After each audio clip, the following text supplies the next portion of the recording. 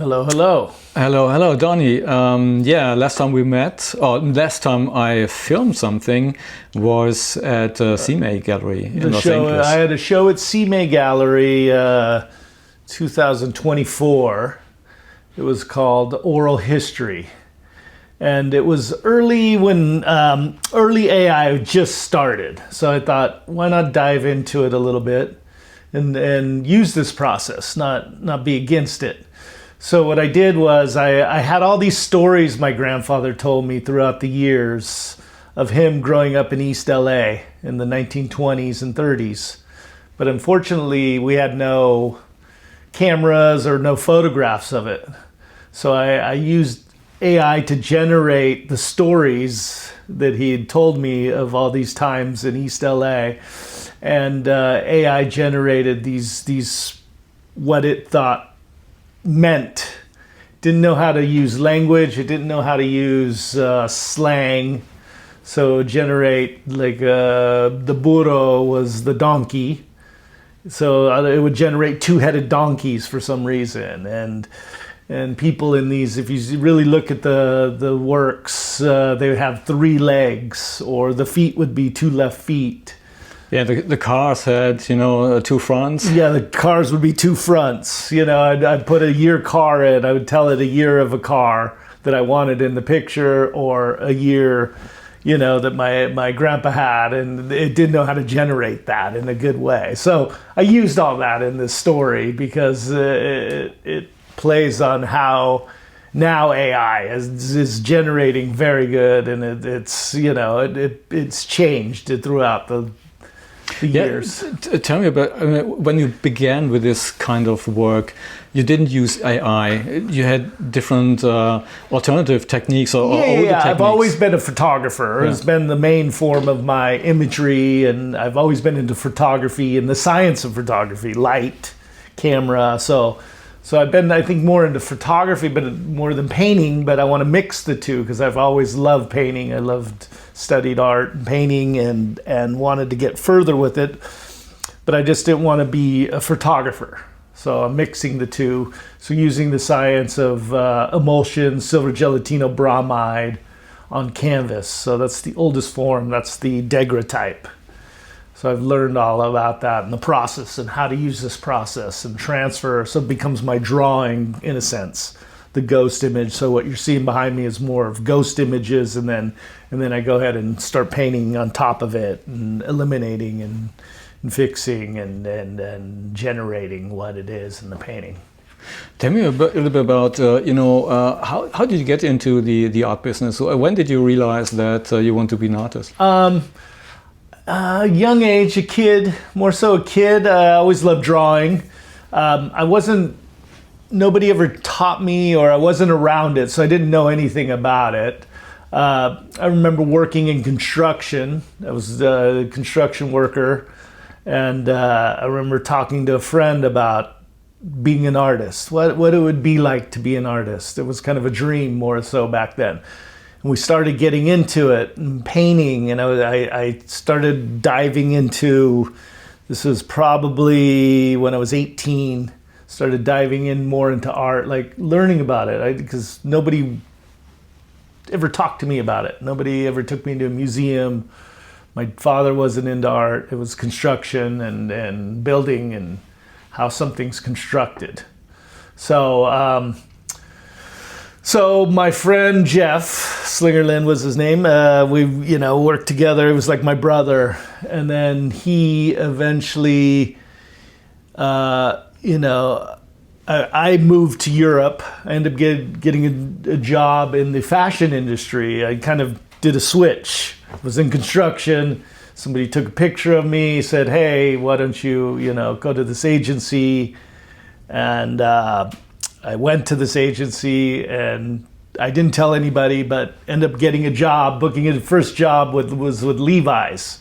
So I'm with Bob Haas all week, and I'm looking at all the artwork he has in the building in Levi's Plaza, and I'm starting to look at it, go, wow, that's amazing, look at this. And he's telling me the stories of it all, Warhol, and what his collection is, and how he collects art. So to see a person collecting art, I was like, started to get interested more so into it.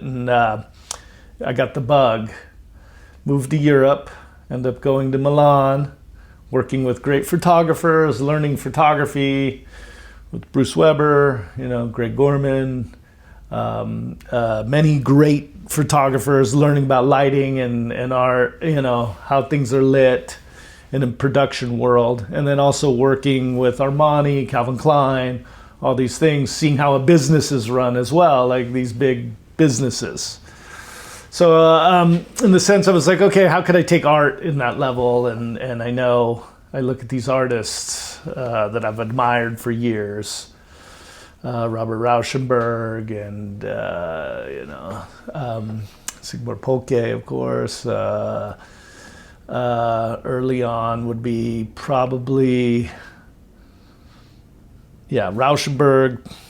I knew Rauschenberg, Basquiat, Warhol, of course, all the ones you've seen as a kid, and so I started in Europe. I went to art school in Spain, put myself in the Picasso drawing school.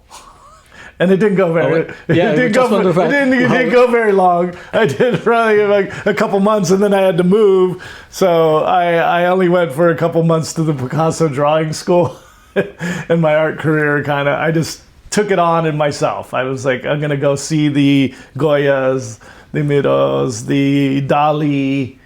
So I lived in Spain for about 2.5 years, and that's where more the influence started coming together.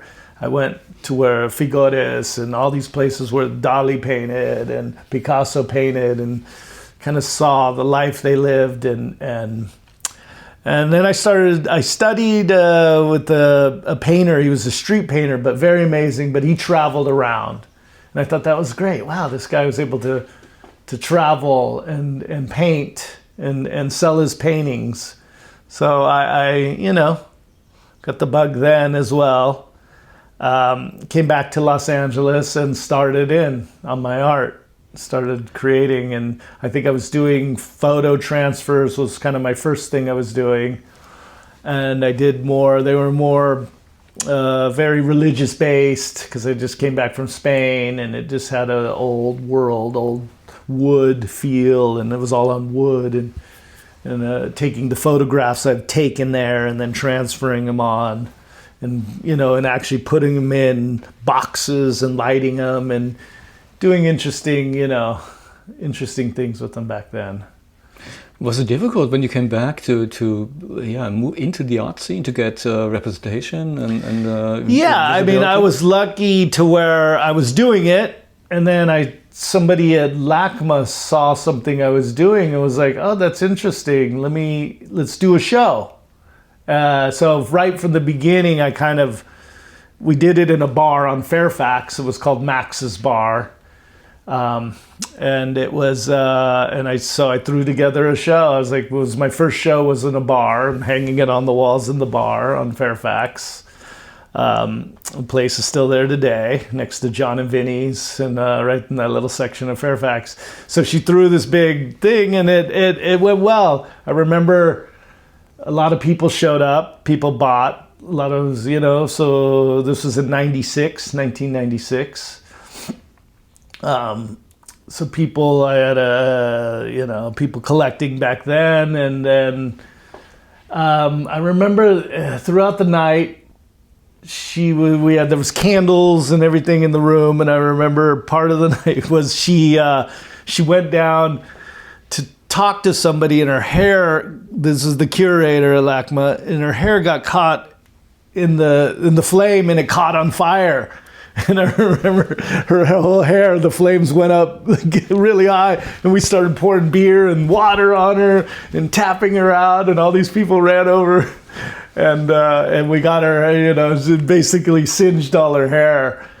So after that, I think she moved to Mexico. She felt embarrassed or something. So my curator at LACMA went away, so then I just started painting more. I was like, okay, I got to find representation.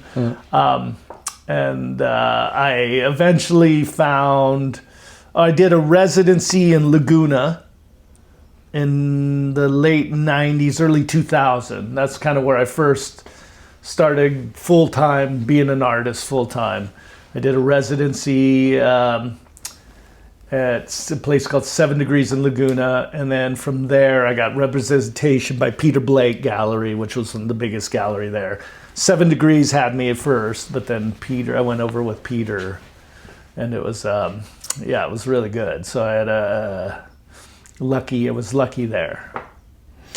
Did the Los Angeles art scene influence a lot? I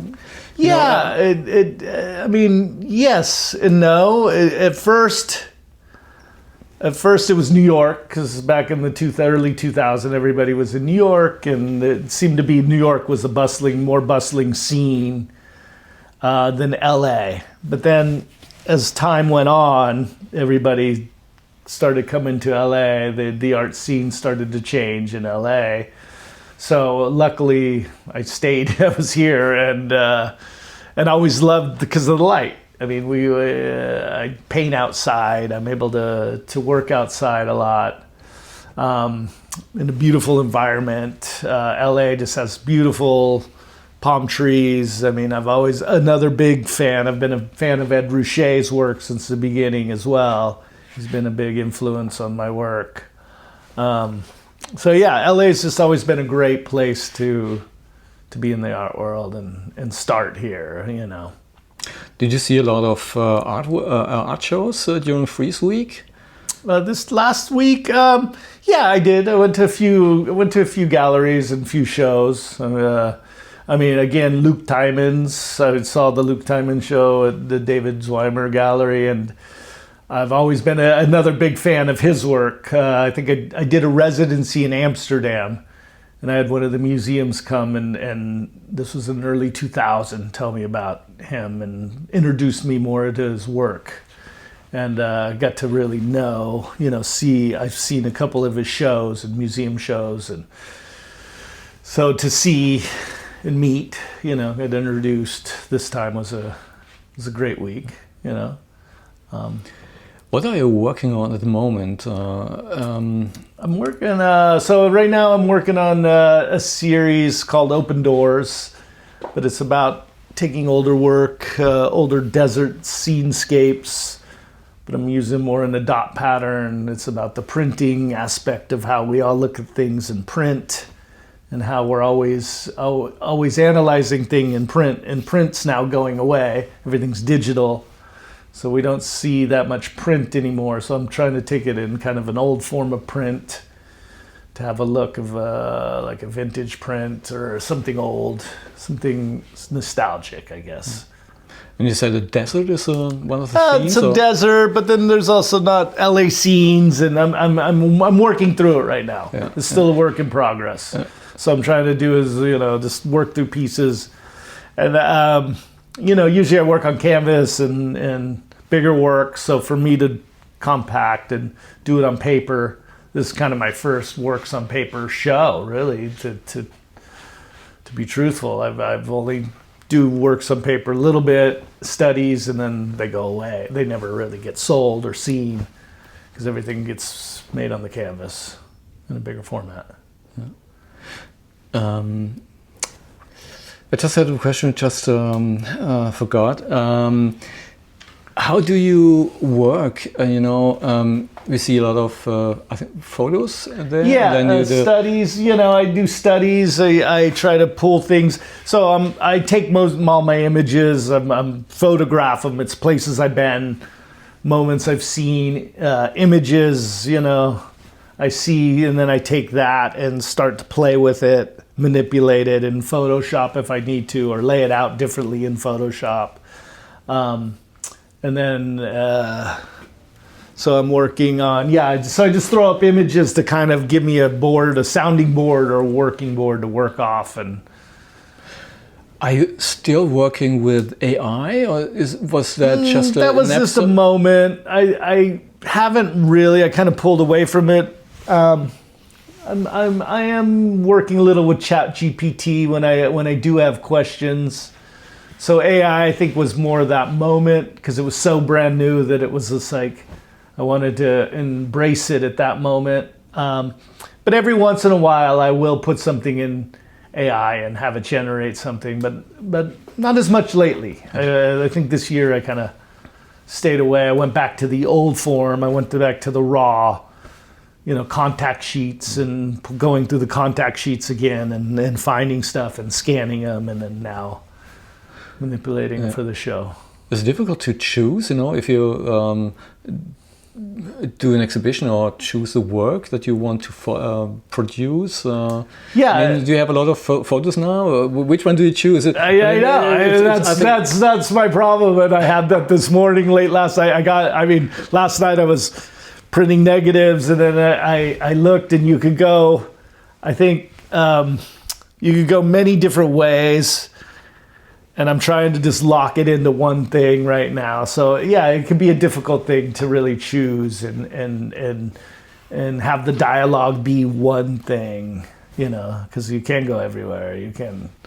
But this is more of Americana. Again, I was looking at signage. I have a lot of signage, and I'm starting to do those, and then I have to pull back, and I may print another print on top of it as well with the sign. I may do something like that in color that may throw it off a little. So these are kind of more the raw studies underneath.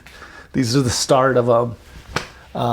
Did you travel specifically for this project, or did you just occasionally collect? Yeah, I've been traveling for years on this, and this has been I pulled out old archives, probably from the early '90s. Some of them are early 90s, some of them are newer, throughout its kind of gamut of everything. Even, I think the newest one was the cat, I think this week, which was the bobcat. So the bobcat came to me this week, and I was like, okay, I got to do, So it came into the show. So I'm trying to work it into the show. Cats are always good. Cats are good. I don't know why. Everybody loves a cat. So a bobcat. And I haven't seen the bobcat for 15 years. Yeah? I haven't seen him. And the other day he came by and I saw him through my window. So I went outside and he let me get a picture of him. For a moment, we had a moment together, and then he's gone, and then they disappear, and you won't see him for another 15 years probably. So the bobcat was a rare occurrence on that. Yeah.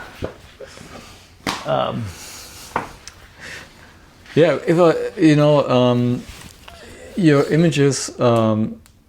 I like really the exhibitions that you did at CMA Gallery. I think the first time. Yeah, I saw it at Art Cologne. I think that was the first time I saw your works. It was more the desert work. The desert work, yeah. And I did that was the desert scapes went really well in Cologne, and it was just what was the name? I forget the name of the show. We'll cut that in later. Yeah, we could. Yeah. Anyways, later. It was a bright show for me. Lots of color. Yeah. Lots of big palm trees, and it just it's California. It's something I see every day and I live every day. So it's trying to bring that to other people. Yeah, for me, as a European, it's fascinating. Exotic. Yeah. And also, last time you had this lowrider guy. What's his name? Cleto was he was in front of the show. So history too is cars. I'm always into cars, and I always have a car piece. Lowriders have been part of my background and heritage. Always working on cars. I was taught how to work on cars and build cars. So it's a big part of my work. It is a big part because I always have cars in front of things, and I love a nice car.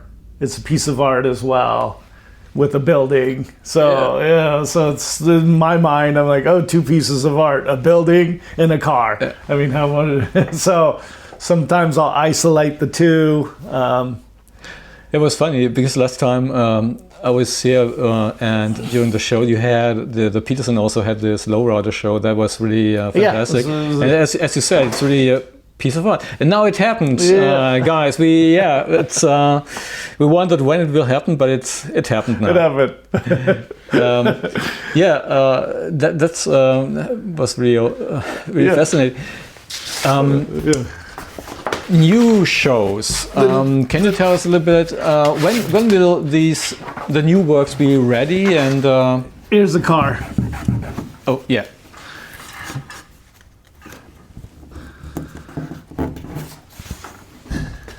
The new show is coming up. This will fall down as well, but that's okay. The new show is slated for. The new show is April 18th. It's about open doors and new construction. As you can see, the studio's getting tore apart. Everything's kind of in new construction. So open doors is kind of a new beginning for all the work, and everything I've been doing is, you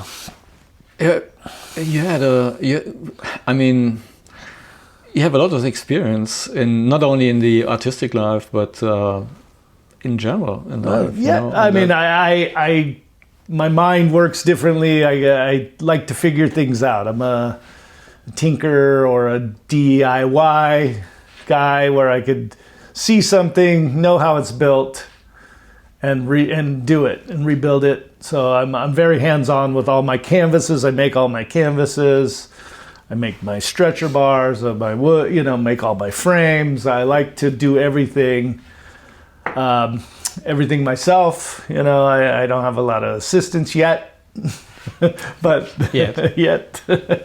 but a lot of it's all hands-on right now. All hands-on, and that's the way I do everything.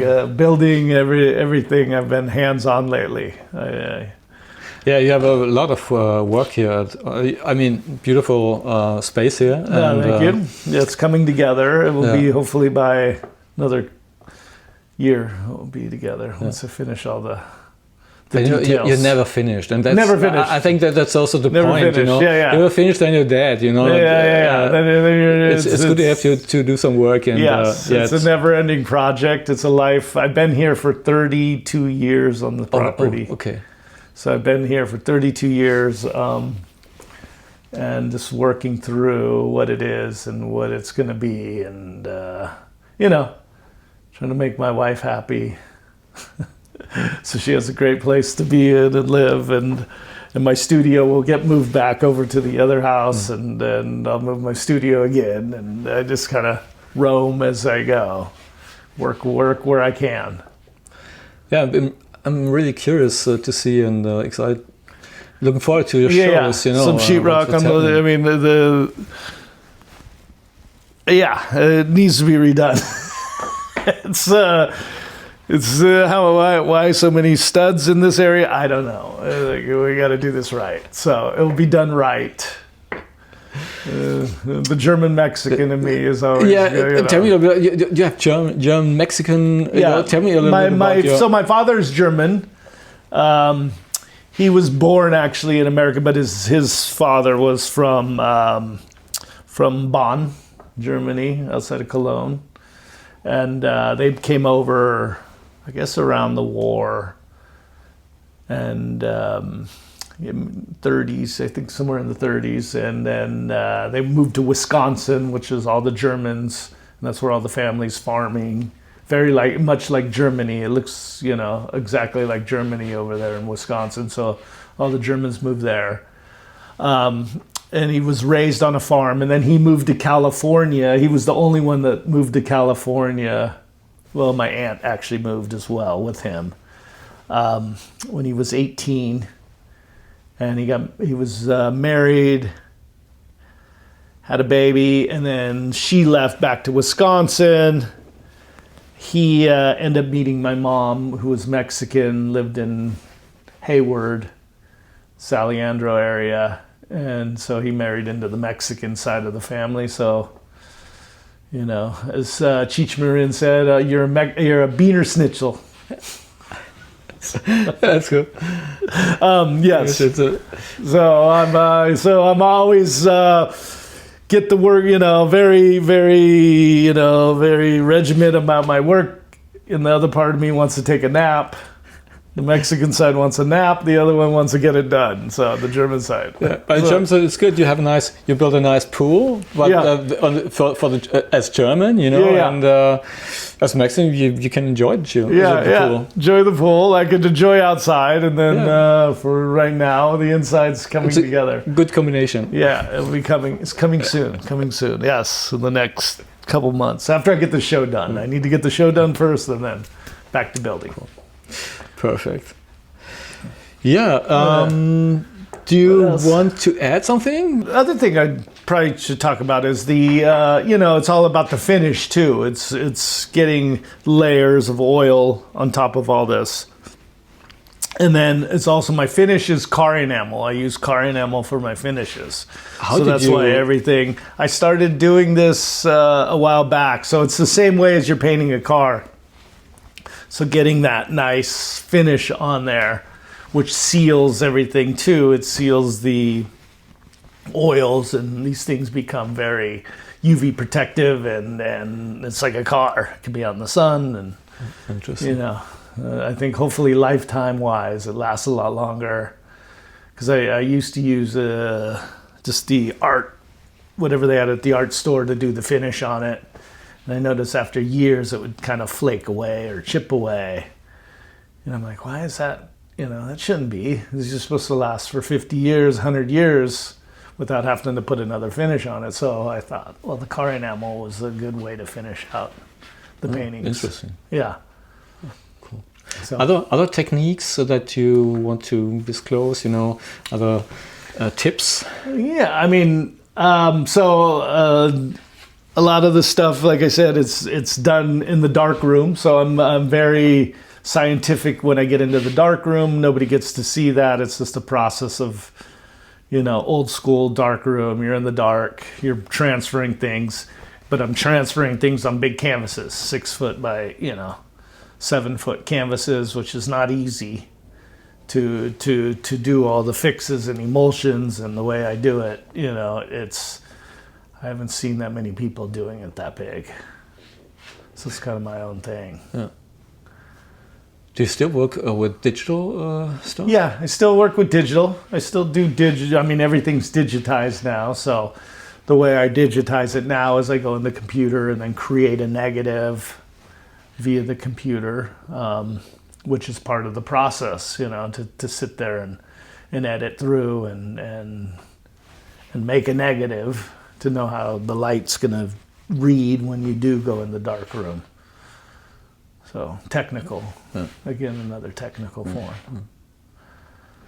Yeah, so many techniques nowadays to choose from. AI, then all the old techniques. Yeah, the old techniques. The old techniques. The old photo technique, and then the painting is the oldest technique. To sit and draw it out and paint. So to mix them all, I think it's mixed media is what I do. Yeah, I mean, on the one hand, it's sometimes a little bit too much, but I mean, we are in a lucky situation that you can choose. And I was at the Getty 3 days ago. Getty Villa with the old, Greek and Roman and Etruscan, I don't know.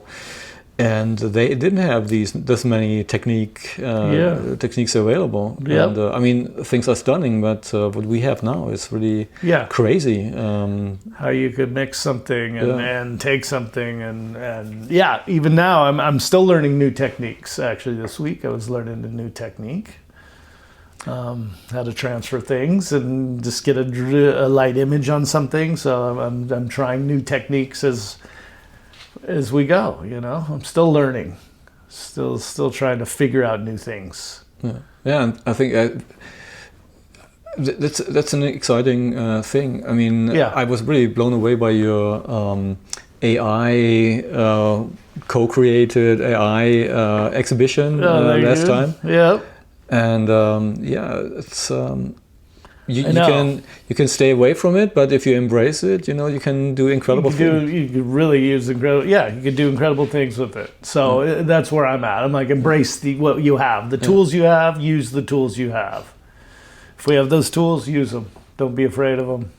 Yeah, and Go for it. have fun with it. Have fun with it, because that's what it's about. Yeah. It's having a laugh. Yeah.